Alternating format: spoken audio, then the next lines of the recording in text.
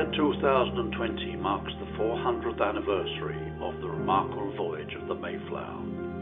The men and women whose beliefs gave them the courage to defy persecution and practice the religion they believed in, and to freely make their own rules as to how they lived. In Essex, this epic journey is remembered throughout the county in place names, especially in Harwich, Billericay, and Leigh-on-Sea.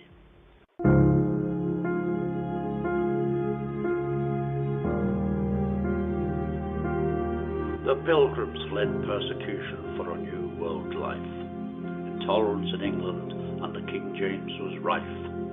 They set sail on the Mayflower full of hope, spirit strong.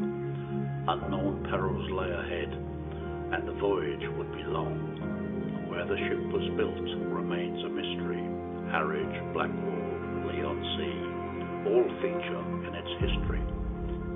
Christopher Jones of Harwich commanded the ship, controlling crew and passengers with a firm grip.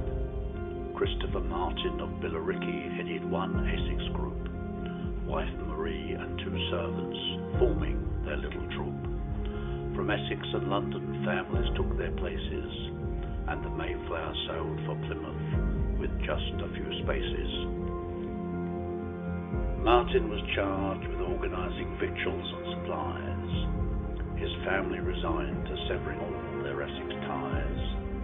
Joined by the Speedwell from Holland, the Pilgrim set sail, but on leaving Plymouth, the Dutch ship's hull began to fail. Returning to port, the Speedwell was abandoned, left behind. 11 of its pilgrims to the Mayflower reassigned. Finally, the 6th of September 1620 saw the Mayflower depart, heading west with a fair wind. All aboard were glad of heart.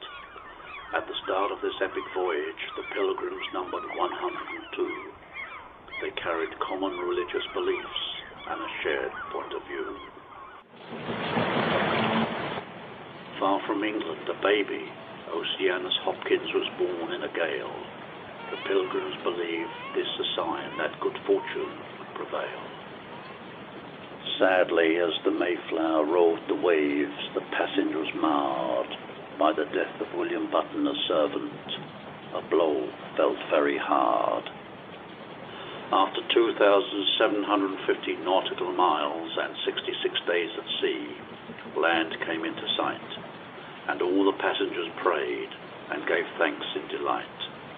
The Mayflower had delivered them to a new life, a new land where, free from oppression, they could make a new stand. Soon, joy gave way to grave foreboding. The harsh winter was cruel. Life in the new world was hard, with shortages of shelter, food, and fuel. Death stalked, and within 2 months, half the pilgrims had died. All from Billericay were taken. The survivors' grief impossible to hide. Today, a monument marks where the first pilgrims came ashore. It names the brave souls who endured so much, escaping such unjust law.